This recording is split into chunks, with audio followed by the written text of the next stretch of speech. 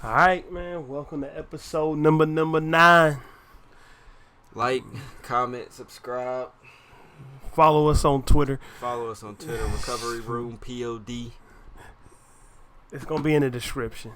We up to 300. Go to the corner. Scream it from the corner. Scream it off your rooftop. Talk about this shit for miles around. All right, this episode is gonna start off a little bit different. We got a new segment. We always say we got a new segment, don't ever do it, but this one we actually gonna do.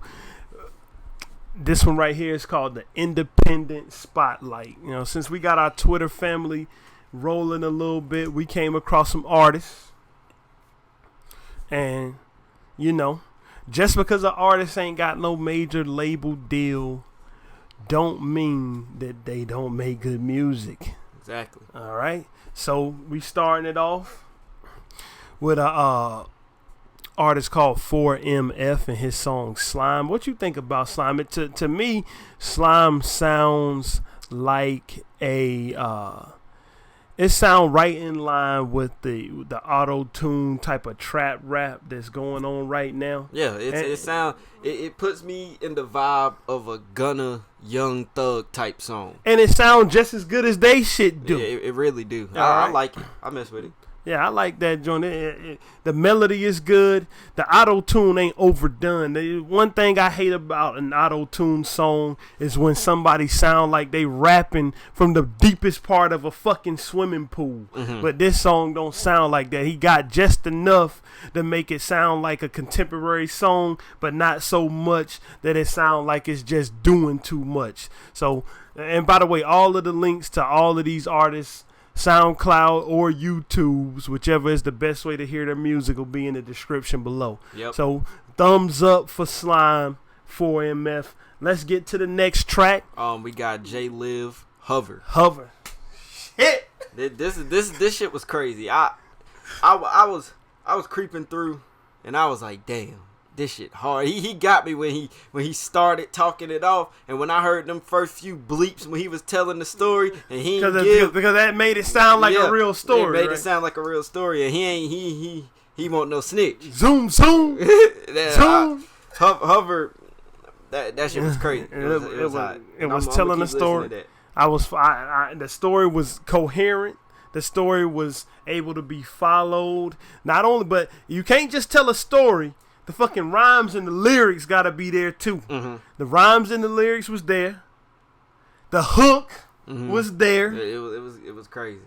Gave me a Good Kid, Mad City type of vibe. Gave me a Good Kid, Mad City vibe. Not to say that he was biting. He won't biting, but you know, when it come down to a concept album, which if you listen to the rest of the mixtape, it kind of sound like that's what he was going for. It sounded like he was telling a real life story. He might have been changing some details here and there to protect the guilty / the innocent. Mm-hmm. But, you know, it gave me the Good Kid, Mad City type of vibe because that's the type of album that was. Mm-hmm. All right?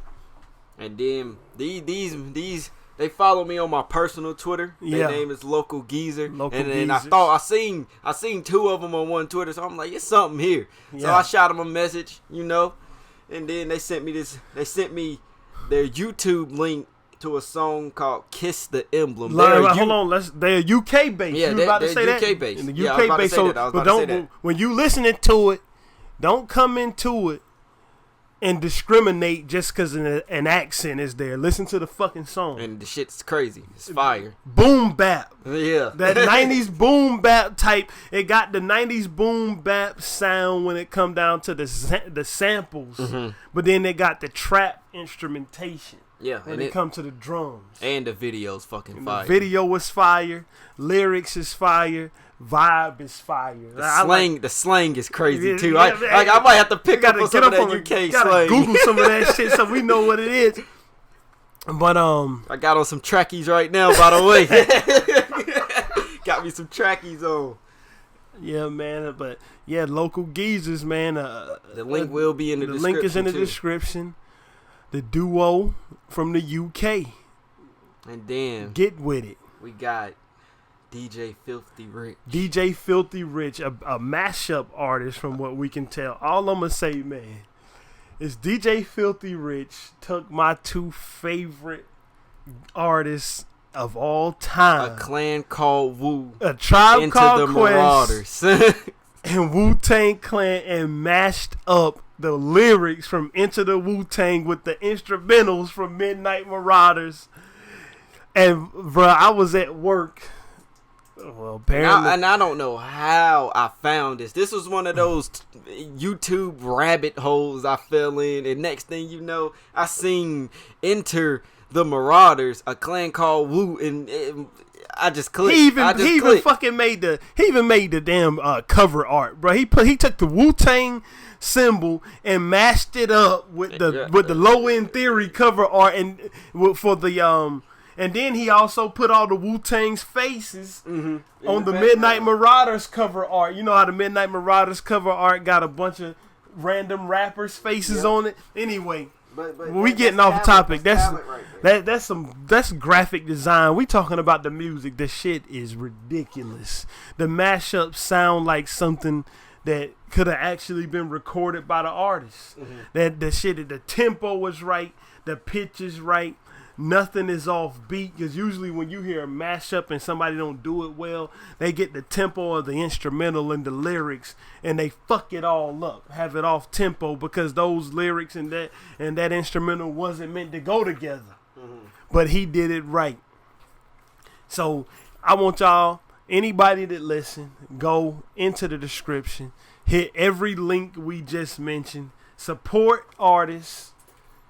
Rap and hip-hop ain't an exclusive club where the same 12 motherfuckers get to make music. Exactly. It's room for everybody. So support all these artists we just listed, and then when we come across some more artists that get our attention, we'll have another independent spotlight. But for right now, that's the independent spotlight for this week. Remember, 4MF, Slime, J-Liv, Hover, Local Geezer, Kiss the Emblem, and DJ Filthy Rich. Just go listen to all of his mashups. So, all right, we starting the real part of the show now. And well, no, that's all of it is the real part of the show. No, I know, not like that. I'm saying the topics, like the actual topics. Yeah. But it's been a lot going on, from rap beefs to album delays to brawls. But don't none of that shit compare to a motherfucking Fed case. A whole Fed case with wiretap confessions, basically. The thing about the Feds, bro, like, of course, I've never been charged with a Fed case because I'm still free. Like, I've never been charged with any case, put it that way. I know some people who have. Yeah, but the thing about the Feds, nigga, is when they swoop down on your ass, they got everything they need to have to put you in the fucking prison cell and throw the key into the trash compactor. Nigga, they got everything that they have to keep you going for as long as they say they want you going. And in this case, if y'all don't know, 6ix9ine, we're talking about Tekashi 6ix9ine, him and all of his damn cohorts, all the niggas you see him, all the old ass motherfuckers that you see on running around with a 22-year-old on Snapchat and shit, all the balding motherfuckers. Them niggas is locked up, and 6ix9ine is looking at 25 to life. He looking at a mandatory. The things that a mandatory minimum. That's something that the feds hand out to motherfuckers. If you don't know what a mandatory minimum is, that means that you have to at least do this much time before you can get the fuck out. No good behavior or none of that bullshit.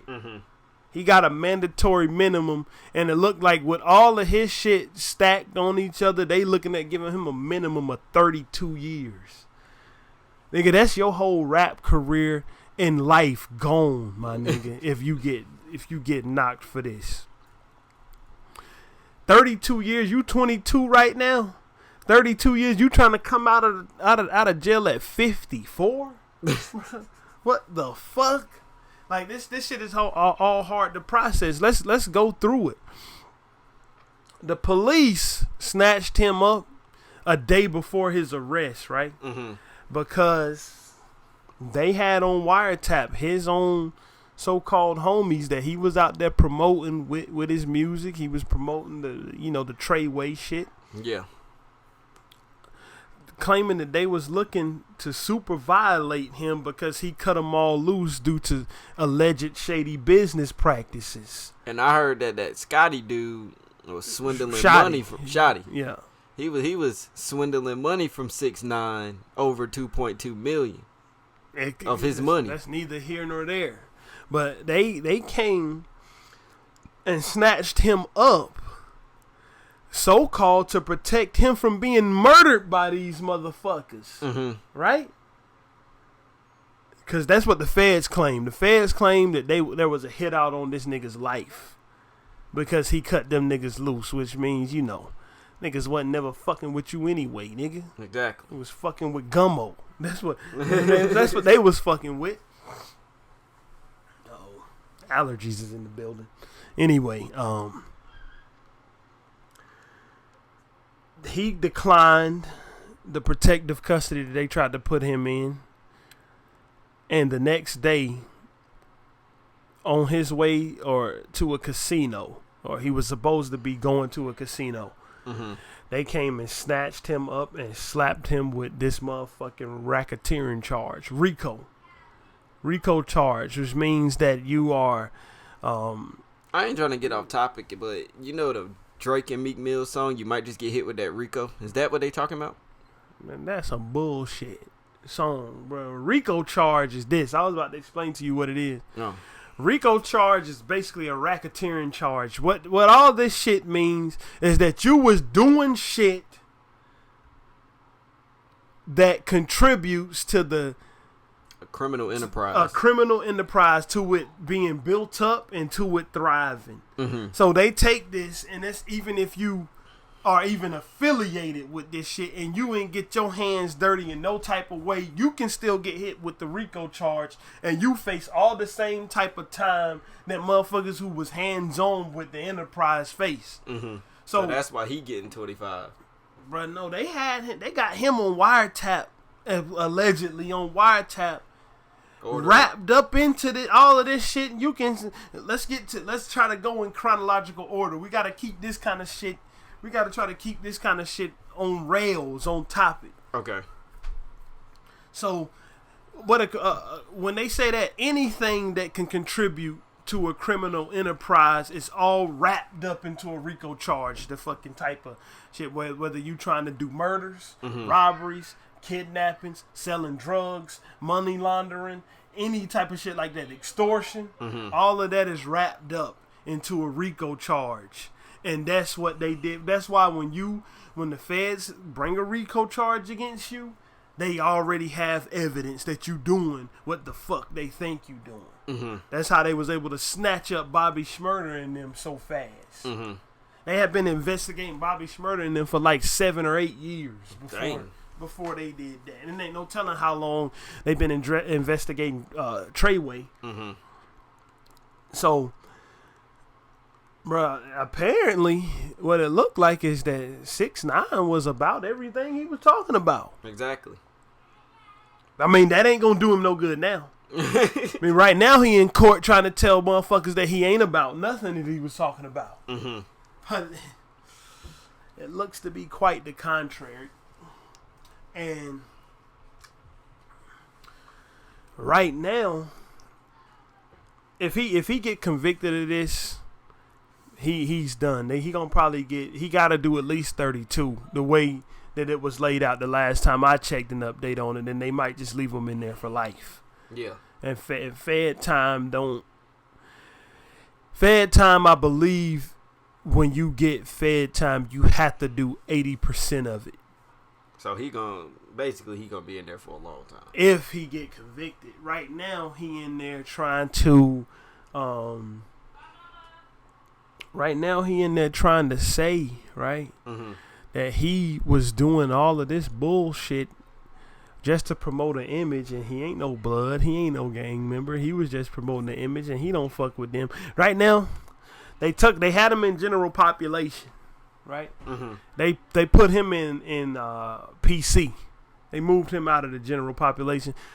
Right now, the feds is trying to get Tekashi 6ix9ine to roll the fuck on over. Bruh. Mm-hmm. And I know this is kind of off topic, but I even seen the police report, and it said that his race was white. He Mexican, bro. It said it was white, or they might have. Tekashi 6ix9ine, that nigga name is Daniel Hernandez, and he was walking around.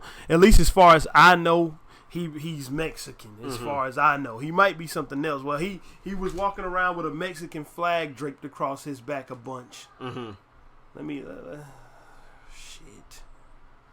We off topic again. We just fall off into fucking rabbit holes.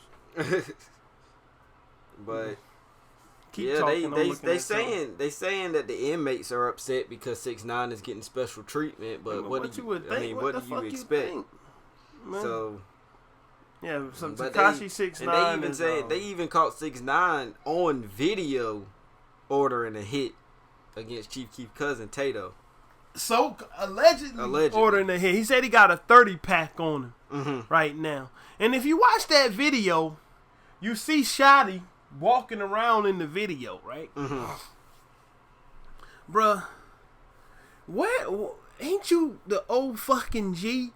Why don't you tell him to shut his motherfucking mouth? Mm-hmm. The same way that DJ Academics, I watched DJ Academics' video about this. Mm-hmm. DJ Academics laid it out perfectly, right? What'd he say? He said that if you look at the indictment, Tekashi 6ix9ine is 22 years old. Yeah. And everybody else on the indictment with him is older than 35. And none of these motherfuckers ever told him to calm down, sit down, and shut your motherfucking mouth. Mm-hmm. And that's what it should have been, though. That's all. Bruh, if you really into the gangster lifestyle, bruh, and I'm not going to sit up here and say I'm speaking from experience, because me saying I'm speaking from experience would be just in direct contradiction to what I'm about to say next. But if you in the gangster lifestyle, and if you really in that lifestyle, bruh, you talk about it as little as possible. Exactly. Bruh. You do not go out here fucking around telling everybody what the fuck you doing and how you doing it. Because you end up where these niggas is at. Exactly. Bruh. And just to make it clear, Tekashi 6ix9ine is Mexican and Puerto Rican. Who gives a fuck? Back to what we talking about. And even in this video right here, who's recording? Why is he recording this going on? Bro, I think that, TMZ put that video out, so one of they people might have been recording it. But if you really in the gangster joint, why are you still letting him record this? Why is you even you ain't gotta tell him to stop recording. You can just shut up. Exactly. Right, you don't gotta if you gotta hit out on somebody, why the fuck would you tell anybody? Mm-hmm. Right, cause look at this, bro. Look at this. That dude he was talking to, I wouldn't be outside of the realm of possibility for that nigga to be an all-out murderer. Mm-hmm. You understand me? That Tato guy. From Chief Keef and them from GBE. It would not be outside of the realm of possibility for that nigga to be a straight up killer, bruh. And if you order a hit on his life, bruh, and somebody come do it, and it fucking fails, bruh, do you understand that niggas is gonna be coming looking to kill you next? Exactly. Apparently you don't understand that because shit, you didn't even see it coming that these motherfuckers who you was rolling with was only around you for the money, and as soon as you cut the money off, they wanted you dead too. Like, what kind of bullshit operation was these dudes running? Do you think this is how rappers be fucking up, right? Mm-hmm. This is how rappers who into that shit be fucking up. they think, apparently they have to, because this is what I see on a every time I see one of these motherfuckers go to jail, they have to be along the lines of thought that since they getting legit rap money, that covers up everything else. Yeah. They gotta be along the lines of thought that if they getting rap money, that they can just mix the drug money into that with the rap money, and it look like, well, no, man, why would I sell drugs? I'm making this much money per show off rap. Mm-hmm. But then these motherfuckers get on these fucking cell phones, running off at the mouth. You want me to tell you how what took BMF down? What took him down, bro? This is what took BMF down. And for the people who don't know BMF, that's Black Mafia Family. Yeah. Yeah. Google it. The feds was already watching them. The feds was wiretapping them or whatever. Mm-hmm. But the fucking smoking gun that took them down was that they ran up in one of the cribs and they found a ledger. Well, a motherfucker had wrote down everything that was happening. Nigga was writing down drug transactions like he was a fucking accountant. Nigga, what are you doing? He wrote it down. Nigga, bro. They found a ledger with fucking drug transactions, money laundering transactions of property that was going to be bought. Mm-hmm. All that shit was wrote down like a damn balance sheet. Wow. In accounting. Why would he write that down? I don't know, but don't have a nigga with short-term memory loss. They gotta write down everything, handling the fucking illegal shit. That's what I'm saying. But the rap money that they broke in and they was pushing rappers. Mm-hmm. They was pushing Young Jeezy. They was pushing Blue Da Vinci. Yeah. They mixed it up with that to try to cover up what was happening, mm-hmm. Right? That shit don't work. Man. Getting rap money don't fucking take away what's on the wiretaps. Exactly. Getting rap money don't take away that they sitting up there listening to you talk about what the fuck y'all was doing, Treyway. And this even take me back to around the time where, when 6ix9ine and Chief Keef was going at it, and you know the dudes from it's O Block, right? That's what Chief Keef is from, yeah. The dudes, you remember when 6ix9ine was saying he was in O Block and he was over there, and then you had the people on Instagram Live out there talking about how they got guns on them, showing their guns, pulling out their guns, all on Instagram Live, acting like walking indictments. That shit right there is small fish.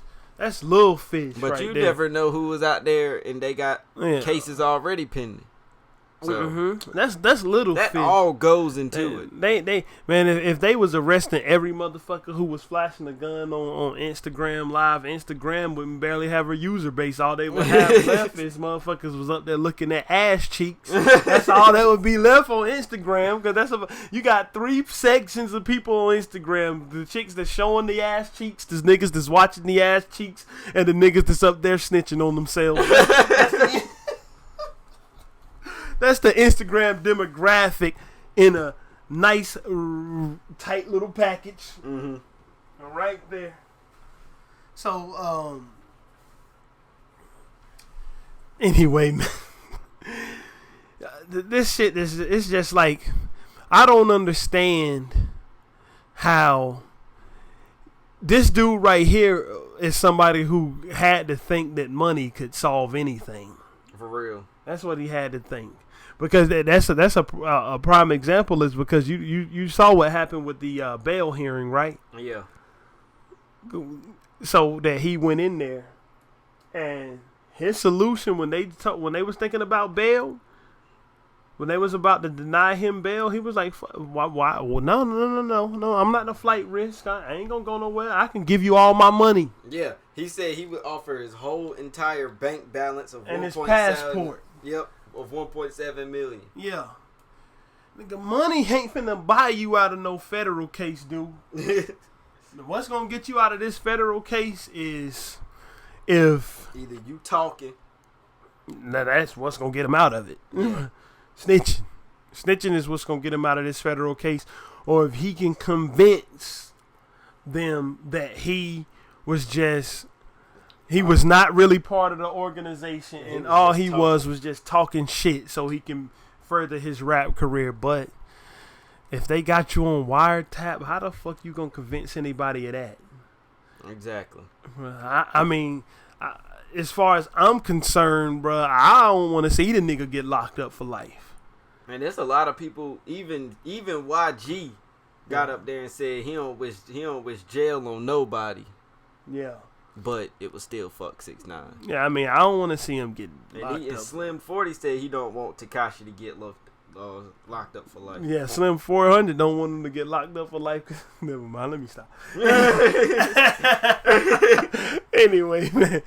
Yeah, but I don't want to see him get locked up. Shit, I might not have been the biggest fan of his fucking music, but he got the right to come out here and make it. Mm-hmm. He got the right to come out here and get paid for it.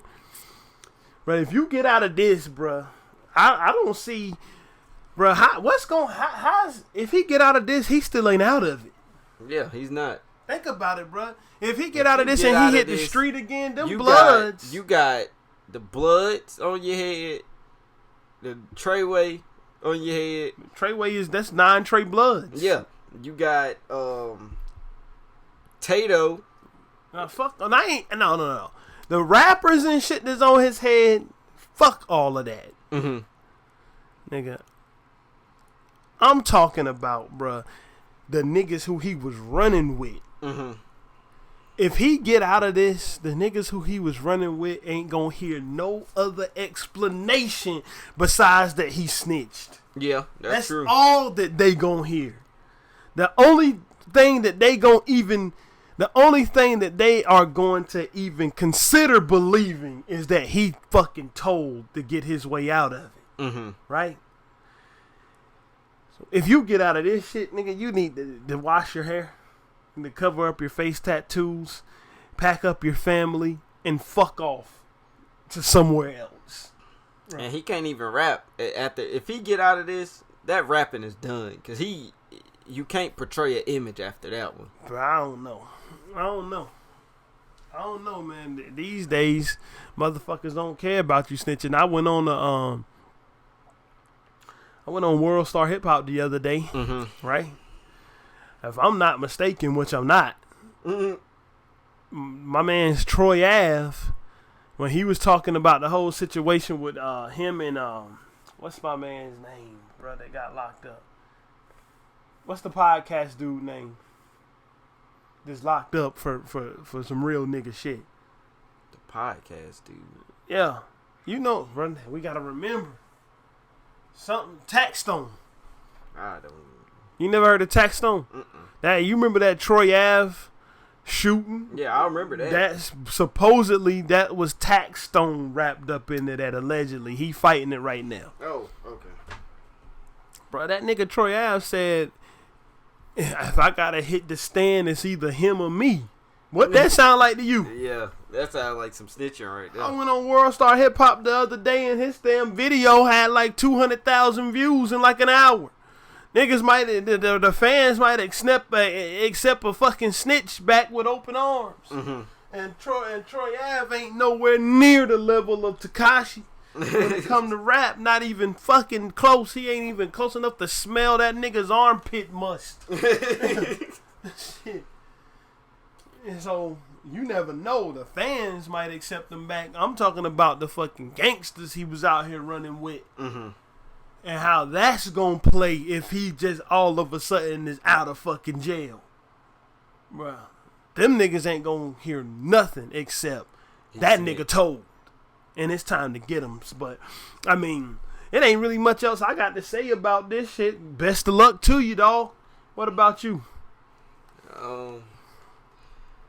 I would say if you gonna snitch, you better have a very good plan after you do it, 6ix9ine.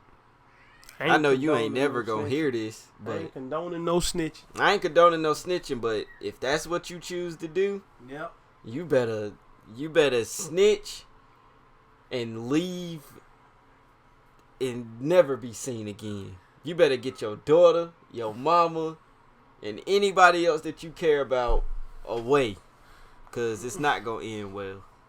Cause niggas we ain't wishing that on them. No, I'm not wishing it on them. But death on. I don't want them to get killed either. But bro, all the shit that 6ix9ine was doing, bro. Mm-hmm. Bro, I hate to say it, but this was a matter of time. It was a matter of time before he got hemmed up or murdered. Mm-hmm. To tell you the truth, and that sound harsh, but that's the fucking truth. Yeah. It was a matter of time before he got hemmed up or killed. So I don't know what else to really say about him besides, man, good luck. Fight the good fight, guy. If you get out, I still wish you the best if you get out. Not to mention the album got delayed too. Yeah, I mean, but at this point, the album is the least of his fucking worries. Exactly. At this point, that nigga is not worried about no album, bro. That nigga is worried about, please let me out of jail, please. I ain't no gangster. Yana, like, real talk. Like, Yana, real talk. Yana, I never been a gangster. I was just portraying an image. Like, to further my rap career, Yana.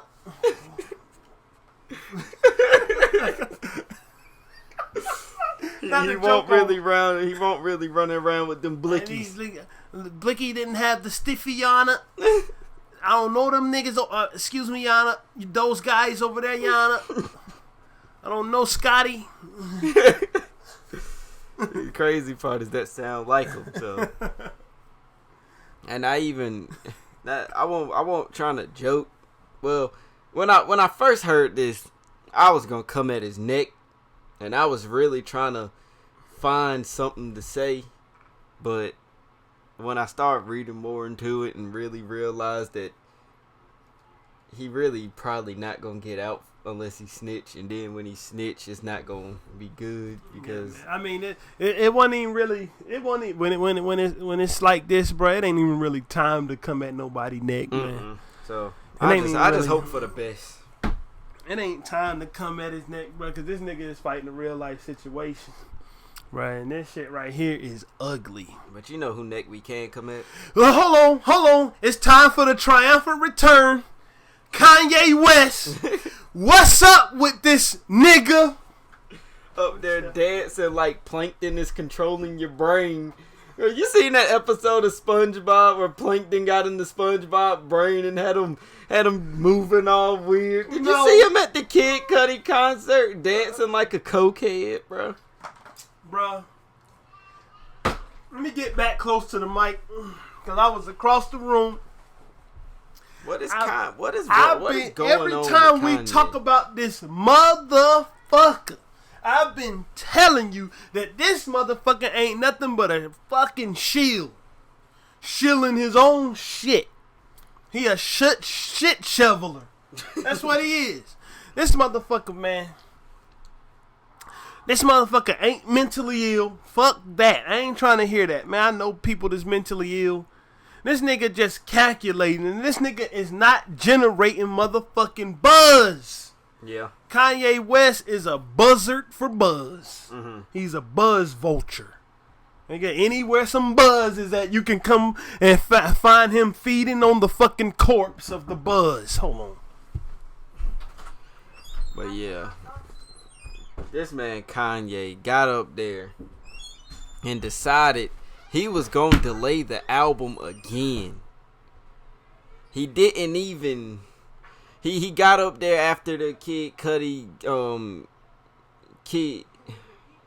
Kids See Ghosts. And they was out there and he was on stage and he sent out a tweet talking about I've realized how good it was and I've realized the album ain't done. So he decided he was gonna delay it again, and this time he didn't even give a release date for the album. He just didn't release it at all. And you send out a tweet talking about it's not finished again, even after he said he wanted to go to Africa and took all these pictures in Africa saying he wanted to get some natural sounds or whatever. And he realized, and he didn't. He delayed it again after he was up there dancing like a cokehead on stage with Kid Cudi. Bruh, Kanye West, this punk ass motherfucker right here, man. And I feel like we gotta keep saying this. I'm not taking away Kanye's contributions to rap, man. I can still like this nigga's music and think that he a complete fucking clown. Bruh, like Kanye West really just,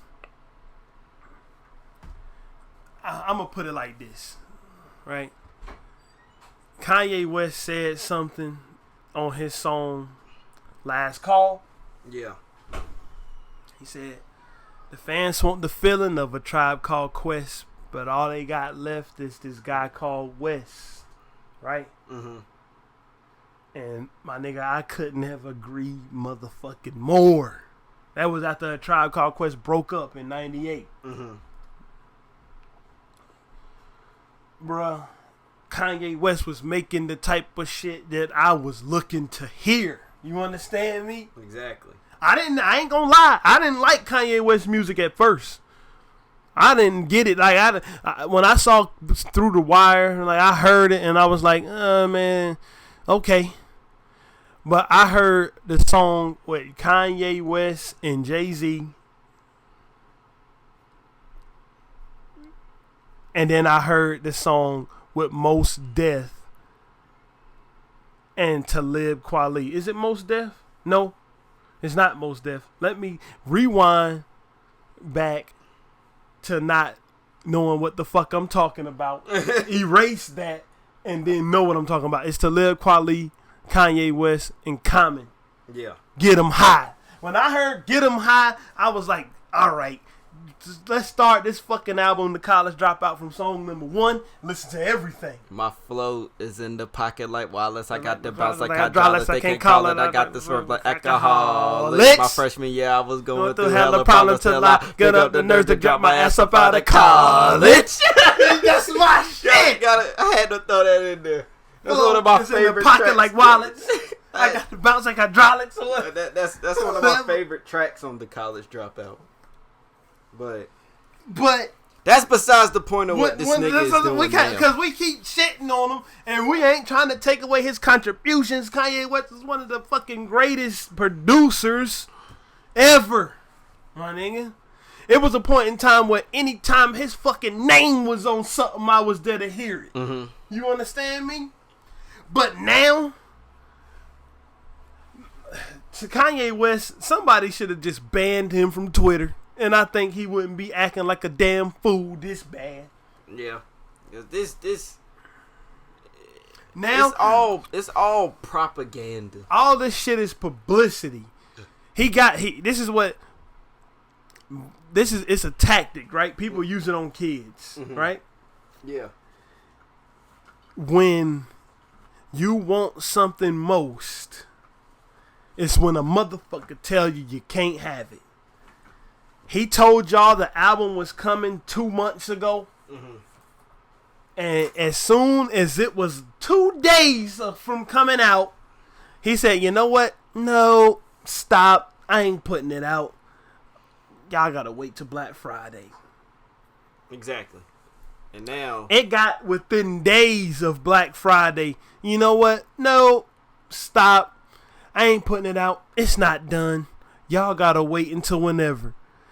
Motherfucker trying to build anticipation. Nigga, when that first release date dropped, I knew that shit wasn't happening.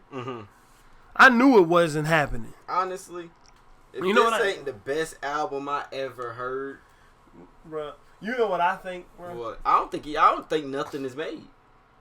I got a conspiracy theory. What's up? And it can piggyback off of what you just said. You don't think nothing is made. You know what I think? This is a conspiracy theory. This is a straight up conspiracy. Get your tinfoil fucking hats out, people. I think that this nigga is teasing Yandy, and then Yandy. I know it's supposed to be pronounced Yandy, but like I said, Kanye West. I'm not comparing him to Gandhi. I'm like he wants. I'm comparing him from a chick from Love and Hip Hop. So anyway, I think that Yandy, he been teasing Yandy at people and taking it away to make people want to hear some type of Kanye, so they'll just go back to the last shit he released and give it some streams and some sales so Ye can go platinum. That's not too bad of a conspiracy, right? That's straight up a conspiracy theory. But I'm not gonna listen to that shit. I haven't listened. I won't gonna listen to no Kanye until I could listen to Yandy. This nigga, man, Kanye West, my dude, man. With me, at this point, I don't give a fuck about nothing you do but the music, bro. Yeah, me personally, if you're not gonna release the album, you need to just go ahead on and say it. So, if it ain't music, bro, I'm not paying attention. I've unfollowed you on Twitter, and I ain't worried about nothing. Your microphone is barely picking you up. Oh, I ain't. I'm down in there searching for my chapstick and can't find it. I'm just struggling right now. But this Kanye album, it's not an album. I don't think nothing has been made. I don't think he even got a song made for it yet. Because it's not like Kanye to not release a track list. Because he released the track, he'll release it on like paper before if the album's really made. The thing about Kanye, bro, at least I can give him this much. I think Kanye is always looking for new ways of promotion. Kanye West, man. And this is, to me, is just like another way he trying to promote something. Like, not even a new way, because it's like I said, he did it with Life of Pablo. Yeah. He got you in there to hear that damn fashion show, because you wanted the album. To see the fashion show, and then he took the album away. And I was one of those people, really. I woke up on a school night at 3 o'clock in the morning to see if the Life of Pablo dropped. And I was the one on Twitter trying to figure out the name so I could win a pair of Yeezys that I don't think he sent to the person who guessed it right. No, he did. Oh, he sent them? He sent them Yeezys and concert and tickets to the fashion show. Okay. They showed it, so he did that. Oh. But I mean, I don't think Kanye West. Let's put this out here. When I'm talking about this dumb motherfucker, I'm not talking about Kanye West that people know in his personal life. I'm not talking about Kanye West, the man, the person. I'm talking about Kanye West, the hip hop artist. Yeah. All of this shit encompasses his hip hop. And the other shit encompasses his artistry. Because even though I think his fucking clothes look like fucking ran over cotton candy, like if you just go to the state fair and you drop your cotton candy on the ground, a bunch of motherfuckers step on it and you pick it up and put it on. That's what his clothes look like to me. That's part of his artistry. All right, that's his artistry. So him as a hip hop artist is what I'm talking about. Not Kanye West, the man. So I don't think he a piece of shit that he would go tell somebody he gonna give him something and then not do it. Because he did give that dude the shoes and the tickets. But him as a hip hop artist, bruh, we still can't take away his musical chops, even though the last couple albums been some cannon fodder. To me, cannon fodder. Like when you get the Yeezus, shit took a nosedive off a steep cliff from there for me. And of course, Yeezus, the Life of Pablo, and Ye stands head and shoulders over a lot of shit that's being made. But when you compare it to the echelon that Kanye was on, that's when shit like, I don't give a fuck what nobody say, nigga. 808s and Heartbreaks not only is a fucking classic, not only is one of Kanye's best albums, but it's the album that paved the way to all of the fucking auto-tune, trap, singing, rapping shit, bro. That's what paved the way to this. So, had to take a sip. Anyway, Kanye West, man. The album will be out when it's out, bruh. If he releases it. Don't stop putting release dates on shit, motherfucker. Cause ain't nobody here to play that fucking game with you no more, dude. That's it that I got to say about this clown ass nigga. You got anything else to say about this boy? Release the album or just stop it. If you ain't gonna release the album, then just fuck off. Or you can do some more stupid shit that we can rag on you about. Or you can get on stage and dance like Plankton is controlling your brain. And that's all fine and dandy, I guess. Joyner Lucas and Tory Lanez. Oh my God, stop it. You got. Man, let's not shit on them too hard, right? No, I'm not gonna shit on them, but stop it, bro. Why are y'all doing this? I mean, they doing it for the sport of it. Oh, so this ain't like no. They're not mad at each other. Oh, this is for sport. Yeah, I thought they were mad. At least the way when I was looking at the videos, they wasn't mad at each other. They planned. They talked to each other on live. Told about how they're a fan of each other, and that. They wanted to drop. So when I was listening to this last night, they weren't coming at each other's neck, ready to smack each other in the face. The way that they said it, when I watched it, they planned to drop the songs. They was like, "Yeah, we gonna drop some songs," and they supposed to be. They just trying to see who's the better rapper. Now, this is all for sport. To Tory Lanez's credit, the first thing Tory Lanez dropped was just a freestyle. Trying to show that, yeah, I can out-rap Joyner Lucas. Joyner Lucas dropped shit with personal shots in it first. Get him. Well, now that I know this is all for fucking sport, then go for it. I thought this was like an actual beef where niggas was going to wind up fighting. I mean, who the fuck is going to fight Tory Lanez? What the fuck you going to do with him? What the fuck is you going to do with Tory Lanez, bruh? You can turn a fan on and blow that nigga away. Well, I don't know. Keep it going. I'm dying to see who will actually win this. I mean, I heard both of the diss tracks. They were, not quite bad. Joyner Lucas's was very funny. The diss tracks were not. They weren't Duppy Freestyle or Story of Adidon. They were not there. They were not there, bro. Like that's why I'm like, fuck all of this, is because I seen a way better beef happen just a couple months ago. I mean, yeah, and I kind of wish it was more to that beef, bro. I wanted more. I wanted something after the Duppy freestyle from Drake. I wanted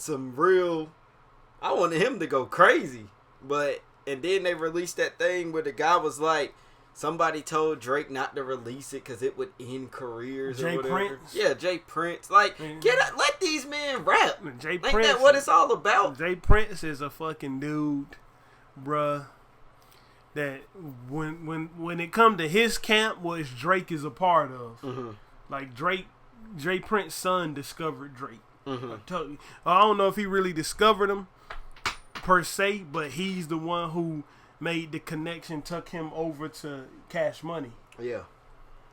But when it come to Jay Prince camp, what the fuck he say is law. So nigga, when he told Drake to shut the fuck up, that's what Drake did. Like really. What he say is law around there, bro. Dang, I didn't know it was like that. Nigga, nobody who came out of that camp talked shit about him. Bro, let me tell you something. I used to think Scarface was a real murderer, bro. Bro, when I see him talk about Lil J, a.k.a. Jay Prince, that nigga talk about him like, this is the person that's the boss, and I know that this is the boss. Willie D from the Ghetto Boys, the same thing. Not to take nothing away from Scarface or Willie D, because I ain't questioning they gangster. But Jay Prince run that shit like it's the fucking mafia. Oh, really? Yeah. When that nigga say to do something, people who came out of that camp fucking do it. So I ain't doubting in my mind that Drake had the track ready to go. Jay Prince told him to put a halt to that. And he did. Allegedly, Kanye begged Jay Prince to tell Drake to put a halt to it. That's allegedly. But I don't know, man. We off track. The Tory Lanez, Joyner Lucas. I mean, bruh.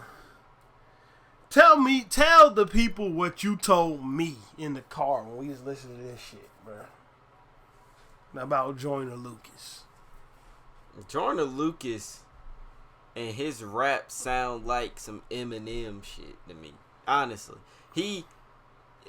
Which one was it? He straight up jacked the flow. I'm a that like the first one. Yeah. The first track, the Liddy freestyle. He even has like the Eminem wacky tacky flow. That's what I'm gonna call it. The wacky tacky flow. Where he's got like, I'm gonna rip that with a juice box and a coupe cop and a doop dot like you know, like stuff just that really don't make. Just trying to let niggas know. Oh yeah, I can but rap. guys, I know that these words rhyme with each other and I can say them fast. That's exactly what it is. Like he won't talking about nothing half of the time, but if you can rhyme like I got an orange, hit you with a door ranch, something like that, and he's going fast and it's going crazy, and all of a sudden I can rap, but he's not saying anything. Like at least Tory Lanez was actually saying things that. But I'm not saying either one of them is better than either one. I think it's good. Joyner Lucas, bro, when he put it out there that when he put it out there that Tory Lanez kind of bit off of the art of peer pressure. Art of peer pressure. I was like, whoa. That was a real swipe. That was a swipe. And I was like, Joyner Lucas notched him on that one. That was a swipe. I'm not interested in this beef. If people can't tell, I am. I'm ready to see if it's some more music that comes out of this. But this is what I got. This is what I got to say about this. Mm-hmm. Tory Lanez, my guy. Tory Lanez, bro. Why couldn't you make albums that sounded like this? Why the album that I had to subject myself to the other day? Couldn't sound like this. Cause I forgot all about that. I never want to hear that again. I told you when we was talking about that I heard Tory Lanez rap before when the nigga can do it. But when he making albums, he making dog shit. I think Tory Lanez really just making what people want to hear. No, he making what Drake makes when Drake figures out what people want to hear. Mm-hmm. That's what Tory Lanez is doing, bro. You don't have to do that, my dude. Your fucking ass is out here showing the talent, my nigga. Step from around like Joyner Lucas. He threw a bunch of shots at you, saying exactly what I'm saying now. And I was saying this before he came out with his little shit. Yeah. He's saying that you ain't gonna never be able to step around Drake's shadow. My niggas ditch that fucking, bro. The lyrical and the flow ability that I heard you put out there on these diss tracks, man. Ditch that fucking Drake lane. Mm-hmm. To make some motherfucking music. Even the song, bro, I ain't even gonna lie, bro. Fuck what Joyner Lucas is talking about. Okay, he copied the art of peer pressure. The motherfucking song is tight. Yeah, the song was good. No, I'm not saying at all that song that he copied art of peer pressure was bad. That was great, and he did it very well. The song was tight. Nigga, that's the type of shit I'm looking to hear from you, nigga. I'm in the minority probably, but I get it, bro. If you're able to make those songs that women like, bro, where you gotta take the pitch correction and take all the bass out your motherfucking voice and sound all fucking funny on it, and that's what is selling to people.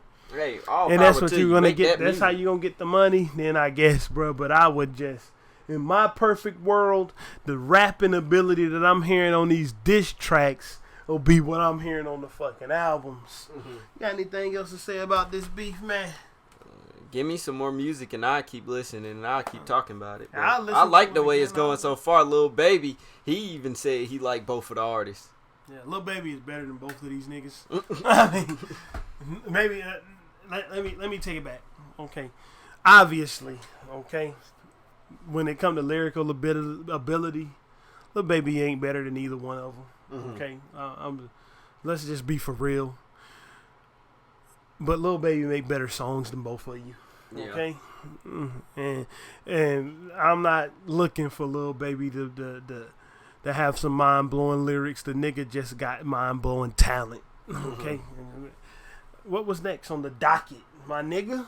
Brawl in Toronto at the Pusha T concert. They was throwing you can cups talk of about beer. This. You talk about They were throwing cups of beer at Pusha Jesus T. Christ. And then some niggas just started to fight. At this point, if y'all niggas not gonna release these diss tracks and make the release and stuff go crazy, then why are y'all still beefing? Like, it's nothing to beef about. Y'all need to just end it, scrap it, and squash it. They don't like each other. They need to just scrap it and squash it. Or if they can make some more music, then do that. But that's all I had to say on it. I just put it down because it was a pretty good topic to talk about. Bruh, just for a few seconds. Somebody I really want to get into it. On a side note to this beef, during that brawl, somebody did get stabbed up. Mm-hmm. One of the people who tried to attack Pusha T stabbed up and is in critical condition. My dude, was it worth your life? Fuck out of here, man. What are y'all niggas doing? That's all I wanted to say. If y'all ain't about to make no more diss tracks, then I think y'all should leave it alone and just keep the hate by yourselves. Yeah. But let's get into these reviews. Jaden Smith, the Sunset Tapes. Honestly, I didn't think it was that bad. My joints from it: Soho, #1; Calabasas Freestyle, #2; Plastic, #4. And my favorite song off of it is that #10, Falling Part 2. I like it. I think the album, he had Travis Scott moments, Drake moments, and Kanye West moments. But the moments that I like the most is when he got that distorted voice like Kanye do. Like he was doing on My Beautiful Dark Twisted Fantasy. Yeah. I love those distorted voices. I love when a rapper can distort the voice. Bro, that's a Kanye thing, bro. That's a Kanye thing. Remember, I mean, I can take it. I can look at it like this. Jaden Smith, I can look at it as if he's paying homage to those artists. That's how I look at it. I don't know how you might look at it, but I look at it as he's paying homage to them, and he's trying to show, hey, look, I'm showing my respect to you through me doing this like you do it. No, that's how I look at it. I look at it like this, bro. He just wishes he had the same type of artistry as Kanye. Mm-hmm. But it ain't no homage. When you take something exactly, fucking, I don't care what Jay-Z say. When he rip a Biggie lyric verbatim, one time it might be homage, but the numerous times that he did it, you're not just bigging up your brother, nigga. Mm-hmm. You just taking shit. No, I don't know. The Jay-Z, Smith, I think the Jay-Z and the Jaden Smith is two different things. I think Jaden Smith is really trying to pay homage. And he paid homage. He did it like 4 times. Yeah, that's what I'm saying. I mean, I believe if you're paying homage to an artist, you can pay homage through a whole album. But so I can get up here and pay homage, and I can just go ahead and just take my own voice and just rap Wu-Tang's whole album over their beats and sell it. Like, that ain't I mean, homage. if you I don't know, call it what you want to. I think he's paying homage. But I don't know. It's either it can go anywhere. Bro, with I that. think that nigga just with that bullshit, bro. That was just copying, bro. That was just, bro, paying homage, nigga. That's just he on that same pretentious bullshit that Kanye be on, bro. Listen, it's not just homage, and bro. Did you check in the album cover? Did you check the blood stain on his shirt? Bro, I ain't look at the album cover, bro. Nigga, look at it. It's not just homage, because remember the song, it's a song up there, I can't remember the name of it, where he is speaking with that type of auto-tune that I just told you I hated. It sound like they underneath a pool. Tell me that don't sound like the fucking Kanye West shit, Lost in the World. Yeah. From the Beautiful Dark Twisted Fantasy, where the damn auto-tune is so heavy at the beginning of it that the shit is incoherent. Can't even tell what's being said. Jaden Smith. I think you're talking about play this on a mountain at sunset. Whatever. These pretentious ass song titles. Play this on a mountain at sunset. Nigga, for what, bruh? Don't do it on a snowy mountain. The fucking snow might run away from this shit ass album and cause an avalanche on top of somebody. I think the album's good. I think it's good. You willing to call this good? I think it's good. Okay. I think that the album is not as bad as I thought it was gonna be. I think he got 3 joints, which is 3 more than I thought he would have. Mm-hmm. To me, Calabasas Freestyle, Falling Part 2, and my favorite song on the album is Plastic. Even like Pretension or no Pretension. And of course, I mean, it's other songs up there that's okay. The ones that's produced by 808 Mafia, of course, they sound good. It's produced by 808 Mafia. Okay. But Pretension or not, bro.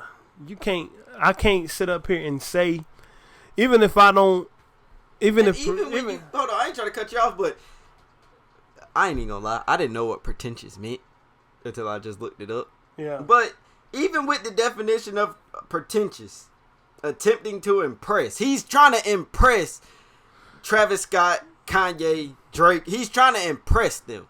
So if he's being fuck, he need to impress them niggas because he probably looks up to them. They are probably his role models. So you telling me, you start right now making a song, and you and Ghostface around. You not gonna try to make a song that's gonna impress Ghostface, and make Ghostface go, yeah, this nigga kind of cold. Like, I'm gonna make a song, bruh, that's hit by my own inspiration. Mm-hmm. And if you impress, you impress, and if you ain't, you fucking ain't. But I'm not gonna try to mold my fucking view or vision of what I am around trying to be like some other motherfucker. Mm-hmm. I feel you on that one, but I think Jaden Smith is honestly trying to impress Travis Scott, Kanye, Drake, Tyler, ASAP. Let me tell you what pretentious means, bro. Mm-hmm. This is what pretentious means, bro. Pretentious is when you try to put yourself on a pedestal or put something on a fucking pedestal to make it seem like you are above or you know something that we don't know. Mm-hmm. It's not trying to impress them, nigga. Mm-hmm. He's trying to impress the fans. That's what. So basically, you saying he's trying to make the fans feel like this is some. This is a branch of a Kanye vibe type thing. What pretensions is when you try to put out there to the fans, right? Mm-hmm. This is my vision. You should follow me. I'm a fashion icon. Mm-hmm. You should strive to be like me. It's not an attempt to. He's trying to leave his impression on people that people should be like him. That he trying to put out there that his artistry is so up and above that you should look at him as not like a rapper but an artiste. Mm-hmm. That's what pretentious is. Mm-hmm. That's what pretentious is. Pretentious motherfuckers, right? Yeah. Let me explain it to you in a better way. Fucking pretension is when some motherfucker go to a canvas, right? Yeah. Take some random ass colors and a paintbrush and throw 3 lines across the fucking canvas. Boom, boom, boom. And say that this is art. Right. And motherfuckers is out there, and other pretentious ass art critics is out there trying to interpret it. Oh, the emotion that was displayed with this piece. When it's really just some shit that your fucking 2-year-old niece could have made. That's what pretentious is. This is some run-of-the-mill ass shit that anybody could make. I feel you on that one. This nigga is copying niggas. And trying to be pretentious just like fucking Kanye is pretentious. Kanye, you remember when Kanye had a meltdown backstage at Saturday Night Live? Mm-hmm. This is before the Trump shit, when he was started talking about Stanley Kubrick, Andy Warhol. That's me. I'm one of them. Mm-hmm. Motherfucker, it ain't your place to tell us that you one of them. We gotta tell you that your art is up there with theirs, nigga, because we the consumer. Mm-hmm. So just because you come out hot damn goddamn what's that nigga named Jaden Smith? Mm-hmm. And you try to put on a display that your artistry is up there like that, don't mean that it is. Mm-hmm. So like I said, nigga got 3 out of 11 joints. 29%. Well, I think it's good. I like the way it sounds. It sound okay. It ain't terrible as I thought it was going to be. I thought I was going to not like none of it. Mm-hmm. So, to me, I mean, it's a pleasant surprise for me to like 3 shits. Nigga, 3 out of 11, nigga, you get a 29% out of 10. So 29% out of 11. Let me make the math right. That's what I give you on this motherfucking album. Mm-hmm. I like 3 shits. I like 3 of them. Some other ones sound good, but the shit ain't got no substance to it. Nigga, hold on, bro. This motherfucker. Niggas got the Samsung Smart TV on tap for events just like this. Let's go to Netflix right quick. Mm-hmm. Mid-podcast. Look what you talking about. This nigga, Jaden Smith, got an anime show on Netflix where he just plays a animated version of himself. A fucking pretentious rich kid that think he a fucking fashion icon. Jaden Smith? Yeah. Him and some fucking other dude created. This is what I'm talking about. You ain't finna take the album and its fucking pretension. Don't impress me, man. Mm-hmm. The song Plastic, the Calabasas freestyle, and the Fallen shit impresses me. Mm-hmm. You know why? Because it's good fucking music. Not because you trying to put on a display that you some artist. Nigga, you know why? Want me to tell you what this shit, bro? Look over it. Look over top of it. Mm-hmm. Look at it from a macro point of view with those fucking Kanye voices. Alright, I'm listening to one right now. Those Kanye voices, those robotic voices he put on the album. Mm-hmm. Can't you see, my nigga, that he put those there because he think what he's saying in that moment is so important that it needs your full fucking attention? Yeah. He ain't trying to motherfucking look up to Kanye or pay homage. He just thought it was so fucking important that you were required to listen to this. So I'm gonna put a bunch of fucking effects on it, so it grabs your attention. Listen to what I'm saying. What was he talking about? Moonlight and butterflies or some shit on one of them? I don't even know. Yeah, I feel what you're saying. I feel what you're saying. I tuned flat the fuck out. I like it, but I think the shit sound good and bruh. This is some shit I'll listen to. I even fucks with the first one with the Icon Living up there. Bruh, when it comes to this fucking album, bruh, you want me to tell you, when it comes to this album, bruh, I might listen to like Plastic or something again. Mm-hmm. But I'm never going to listen to this fucking album in my life again. Not as a whole album. I listen to Plastic. Plastic is the one, even though I like Calabasas Freestyle, I like Falling Part 2. Plastic is the one that I could see myself seeking out to hear. But Icon Living, I mean not Icon Living, but the other 2 songs, Calabasas Freestyle and Falling Part 2 with some shits that if I heard it, I wouldn't skip it. Like, yeah. But the other one, I would seek out. Anyway, let's get to Key Glock. Key Glock Glockoma. I think it's pretty good. I think it's a run-of-the-mill Key Glock joint. Because my favorite Key Glock song is...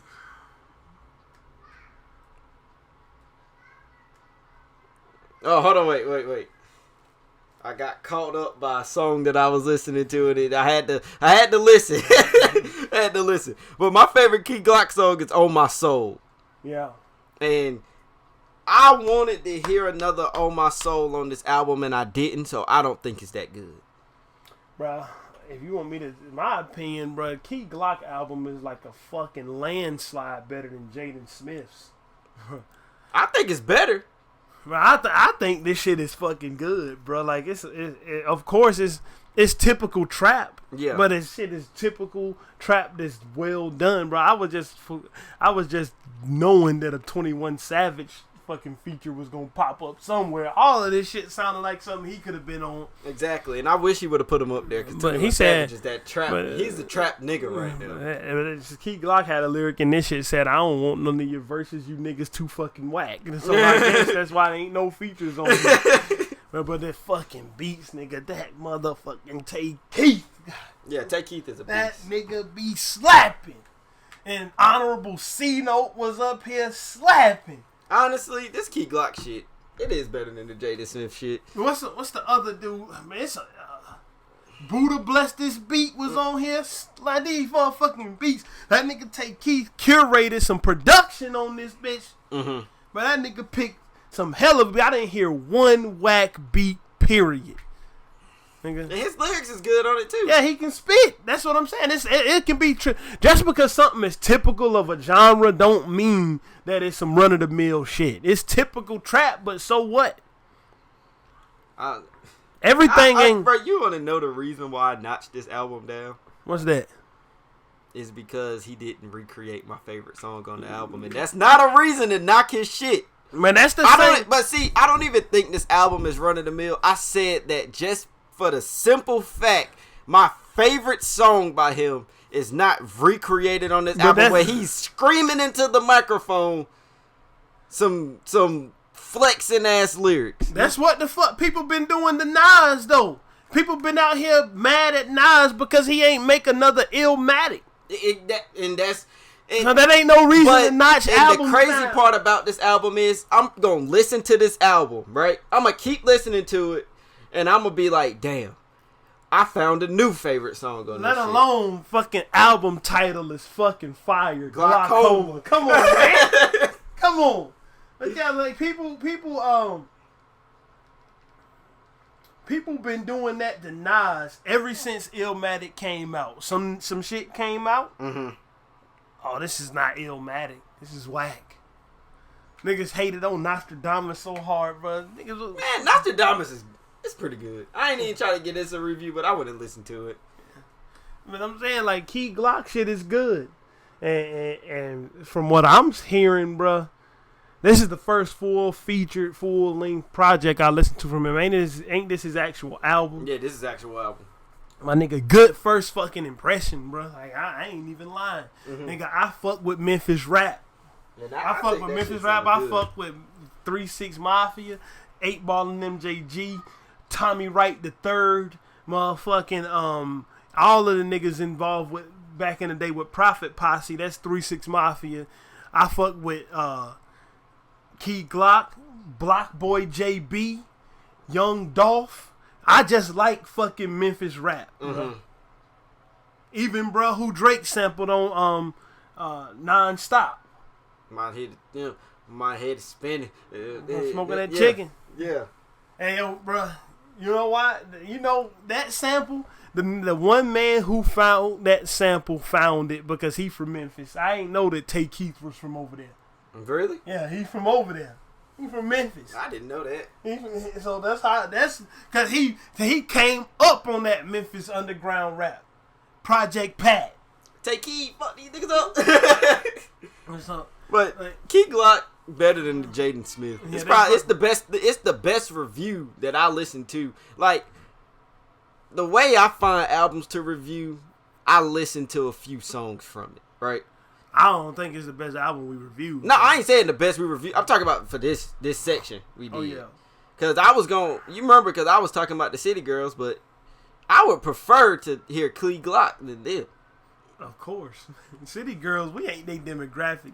But we was finna put our fucking foot in our mouth trying to review their album, bro. We was gonna make a total nigga mess. That's one of my mama fucking words, a nigga mess. That's what we was gonna do. I'm glad I came to my senses and didn't. Yeah, man.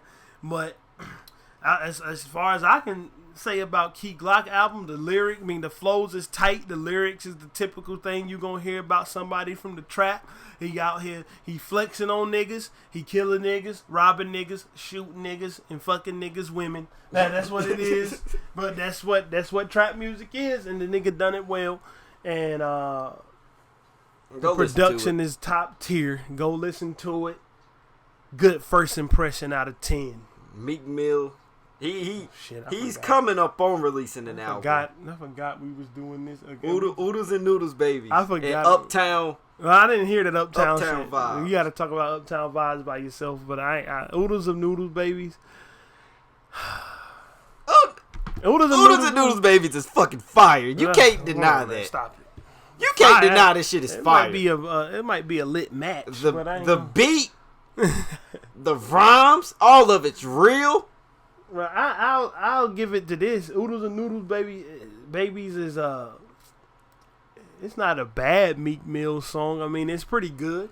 The beat and shit is the beat is good. He ain't fucking yelling and screaming at the top of his fucking lungs into the microphone on this song, which is why I like it. And I mean, the flow is typical of Meek Mill. He did his shit well on the song. So the song was good enough for me to want to hear the album. That's all I gotta say about it. I'm ready to hear the album.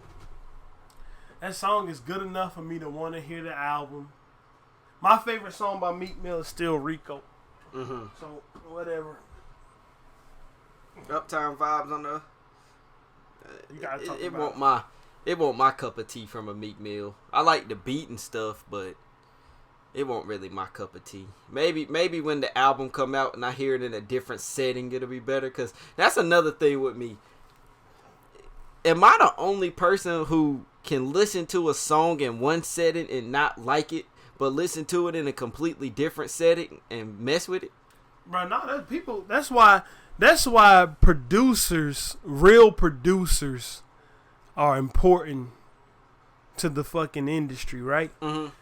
Because a producer is not some nigga that's slapping a beat together. They call themselves producers, but that's not what they are. Mm-hmm. A producer is somebody in rap. Of course, they make the beat. But more importantly, they tell the artist what direction to go in, mm-hmm. and they arrange the album to see what song goes where. So when a song is in a context of an album, of course it can sound better. Yeah. Because the producer's job is to arrange the fucking album in the order what make the songs the most palatable to the listener. That's what a producer is supposed to do. And I feel like it's been several songs where I was like, man, I'm really not fucking with this. It's Scorpion. Scorpion was the perfect example. Mm-hmm. When I first heard Scorpion, I listened to it. I got through the first 2 songs, and I'm like, what the fuck did Drake do? I think it's Non-Stop number 2. No. What's number 2? Survival or something like that. Non-Stop is like 3 then. Yeah. But see, I got past that and I was like, Drake, what the fuck? And then I heard Jaded. I hated Jaded. But then I was chilling one day. I was like, man, let me listen to this again. And I messed with the whole album. Yeah, bro. I mean, listen, if you listen to it all back to back to back, the albums. That's why mixtapes. Mm-hmm. When you hear a mixtape, bro, it sound like it sound. A mixtape could be good, but it don't sound. Mixtapes don't really sound put together well when it comes to the arrangement because they ain't supposed to be. Mm-hmm. They just a collection of songs. An album is supposed to flow together well, and the producer is supposed to make sure that happens. Mm-hmm. So if you hear Uptown by Meek Mill, and it's vibing with the next song, you know, here go the better example. What's up? The best example of this is how I Love Myself fit as a single as opposed to how it fit on To Pimp a Butterfly. Exactly. That's the best example. And I can't lie. When I first heard I Love Myself, I didn't like it. I didn't either. I didn't like I Love Myself or pretend to like it until I heard it on the album. Mm-hmm. But that's because of the production and the arrangement and it fit the theme of the album and all of that. So that's what it is. I'm ready for this meat. That's all I'm gonna say. Yeah, so I'm gonna listen to these 2 EPs, and the 2 singles. I mean, and whatever come out, it come out. Yeah. So whenever the album come out, it will be talked about on the show. But anyway, yeah, we got a lightning round today. No lightning round. It won't, bro. The only thing that's in the rap right now is 6ix9ine. Yeah. Other than, I mean, I'm pretty sure you don't want to talk about Kelly Rowland's new song. Who wants to hear that? Here. I don't. Nigga, them motherfuckers didn't want to hear Kelly Rowland when she was in Destiny's Child. Niggas only want to hear Kelly Rowland when she was singing. That's I only wanted to hear her when she was singing with Nelly. Mm-hmm. Bro, and I fucking hate that song, bro. Bro, don't get me started. Bro, shit on it real quick. Just give about a good 30 seconds. I do got something from the lightning round that bro. Kurt Cobain says white men can't rap or dance in a rare interview. How you feel about that one? Well, I mean, well, Crazy Legs is white and he can dance like a motherfucker. So Eminem, I mean, come on, man. Eminem fucking rap. Bro. Eminem can rap. MC Search can rap. All 3 of the Beastie Boys can rap. Mm-hmm. I mean, I can't agree with that. I can't co-sign that, man. But that's it. Lightning struck once today. Anyway, man, that's gonna bring number 99 to an end. Remember, all of the independent artists we listed at the beginning will be in the description. Go over there. Support them niggas for making good shit. Exactly. Anything else you gotta say? Like, subscribe, comment, follow on Twitter. Everything Recovery Room POD. Everything gonna be in the description. Ain't it the Recovery Room? No, it's just Recovery Room POD. No, the Recovery Room POD. Everything is in the description. Everything in the description. Get out there. Go somewhere where it's a bunch of motherfucking people at, and just give us some free promotion. You know, do some charity. God will bless you. Okay? For real. Go over there, shout it from a mountaintop. Peace. Don't play it from a mountaintop at sunset or no bullshit like that. Shout it from a mountaintop, and we out. Out.